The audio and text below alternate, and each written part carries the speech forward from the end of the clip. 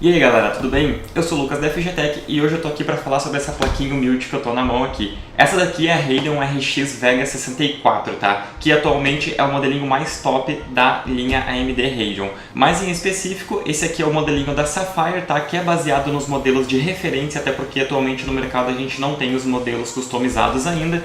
Então chega de enrolação e vamos olhar ela um pouquinho mais de perto. Então galera, já com a plaquinha aqui em mãos, vamos começar falando um pouquinho sobre a caixa dela, tá? Então, como a gente já pode ver, ela conta com uma caixa que ela é bem grande, tá? Então aqui na frente a gente tem o logozinho da Sapphire, tá? E aqui embaixo a especificação que é a Radeon RX Vega 64, tá? Esse daqui, lembrando que é o modelo atualmente mais top da AMD, tá? Não sei se eles vão fabricar algum modelo superior a esse. Então esse modelo atualmente está aí no mercado para brigar com a GTX 1080, sendo que a AMD então nos deixa sem uma concorrência, né, para a GTX 1080 Ti ou a GTX Titan X, tá? Então nessa partezinha aqui de cima, onde tem esse círculozinho vermelho, eles já nos destacam uma especificação que já era alguns rumores há tempo na internet e acabou se concretizando depois que a placa foi lançada, que ela saiu com esse novo tipo de memória HBM2, tá? Esse tipo de memória, ela conta com uma largura de banda gigantesca, realmente é muito grande. Então, nessa memória aqui, tanto nessa Vega quanto na inferior a ela, que é a Vega 56, se eu não me engano, ela conta com uma largura de banda, nesse modelo aqui, de 2048 bits. Para vocês terem uma noção de diferença, a GTX 1080 conta hoje com 256 bits. Então é quase 10 vezes mais o valor da taxa de largura de banda, né? A gente ainda não sabe se isso vai ser utilizado em alguns jogos, até porque se largura de banda realmente importasse tanto assim, as placas de vídeo mais antigas lá como GTX 290 ou as próprias HD da linha 69, 70, alguma coisa assim, tinham larguras de bandas aí que passavam dos 512 bits, né?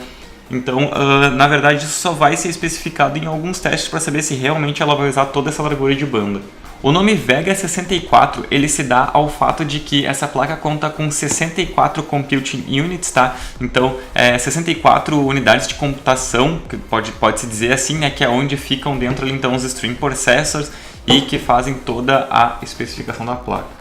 Então aqui na parte lateralzinha da caixa a gente tem aquela parte clássica, né, que nos mostra aqui o modelo da placa e nada mais, aqui o logotipo da Sapphire. Então aqui na parte de trás da caixa eles nos mostram algumas especificações da placa e nos destacam aqui em cima, né, alguns features da placa, que são aquelas especificações tipo da AMD, tipo a AMD FreeSync, suporte a Vulkan, a AMD Chill, que são várias coisas em específico assim da AMD, que inclusive a maioria a gente encontrava nas linhas da RX, né? Inclusive a RX 480, 580, a maioria já tinha essas coisas aqui. Então vamos abrir aqui a placa, que eu quero dar uma olhadinha na parte física dela, tá? Como vocês podem ver aqui, a caixa dela ela é bem simplesinha, na verdade, não tem nada demais. Então aqui nessa parte de cima a gente tem essa esponjinha que protege a placa.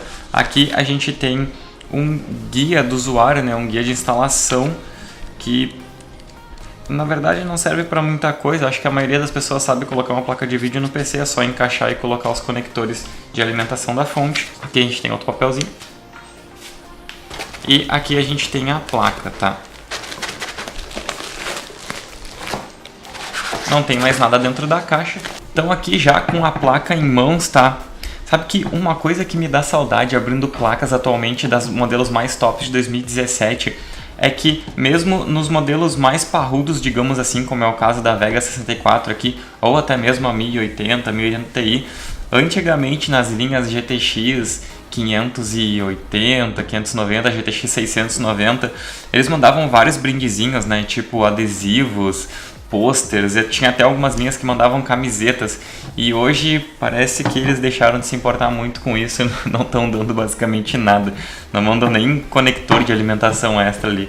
Mas beleza, então a gente está aqui para falar da placa, vamos falar um pouquinho sobre a placa. Então galera, falando um pouquinho sobre a construção aqui da placa, tá? Vocês podem ver então que aqui a gente tem o que é baseado no modelo de referência, né, que é o que a gente chama de modelo com cooler blower, tá? Então aqui a gente tem esse coolerzinho blower aqui com esse R vermelho, que é o logotipo da Radeon, tá? Inclusive a gente tem a Radeon escrito em vermelho aqui do lado, e a gente também encontra o logotipo em vermelho aqui, que essa é a parte que vai ficar exposta para o usuário, né? Tipo, caso vocês tenham aí um gabinete com lateral em acrílico, essa é a parte que vocês vão conseguir enxergar da placa. Aqui então a gente tem os nossos pinos conectores extra de alimentação da fonte, são 2 conectores de 8 pinos, tá? Então essa fonte aqui ela exige uma fonte de no mínimo 750 watts. Na verdade isso é o que é exposto pela fabricante, né? Que no mínimo tem que ser 750 watts. Não que isso seja necessário, mas apesar de que essa placa de vídeo ela tem um TDP bem alto, tá? A gente conta com um TDP de 295 watts, cara. Então isso é realmente bastante para uma placa em 2017, mas se o desempenho dela for realmente muito bom, ela tá aí basicamente explicado, né, o porquê de tanto TDP. Então aqui na parte de cima dela a gente encontra esse backplate, graças a Deus, porque tem alguns modelos de placa mais top aí que eles não estão colocando backplate, e eu acho isso totalmente sem cabimento para uma placa desse porte, né? Então se a gente pega, por exemplo, uma Vega 64 ou uma GTX 1080 Ti sem backplate, eu particularmente acho sem cabimento.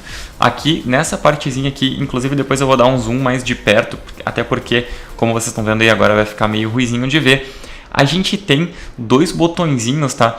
Um do lado direito aqui, que é o on-off, e o outro que é red-blue. Isso aqui são botões realmente muito pequenos, eu consegui mexer só com um palitinho ou com a ponteirinha do estilete ali, para que a gente ponha ele para cima ou para baixo, que eu acredito que seja para alterar o LED da placa de vídeo, que provavelmente vai ligar ali na parte Radeon, tá? Então a gente tem a cor vermelha ou azul, ou ligar e desligar, tá? A parte traseira da placa aqui é onde a gente encontra, obviamente, os conectores dela, tá? E ela conta com 4 conectores, sendo 3 deles DisplayPort e 1 HDMI, e ela tem suporte para até 4 monitores ligados em simultâneo, tá? Então, falando um pouquinho sobre o tamanho dela, tá? Ela é uma placa bem grande, ela tem 27 centímetros aqui, tá?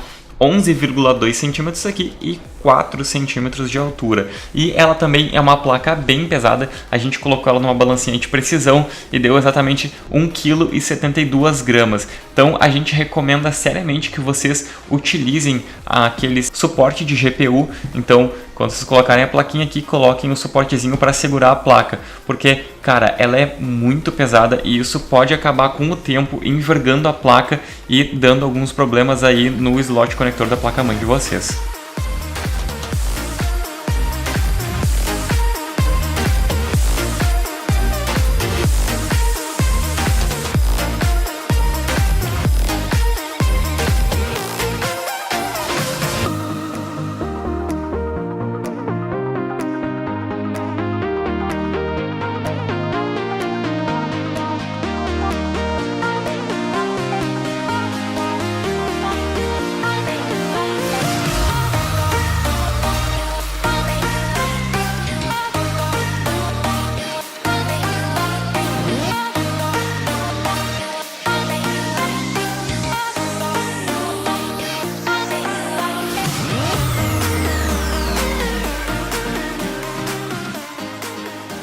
Então é isso, pessoal, se vocês gostaram do vídeo, se inscrevam no nosso canal e deixem o like ali embaixo. Se vocês quiserem ver mais vídeos nesse canal desse tipo, se vocês quiserem mais placas de vídeo que a gente possa mostrar aqui, deixem no comentário ali embaixo, que daí a gente vai trazendo, inclusive quando chegar os modelos customizados das Vegas, a gente traz aqui no canal. Se restou alguma dúvida ainda sobre o produto, deixa ali embaixo nos comentários que eu respondo quanto antes. Valeu e até a próxima!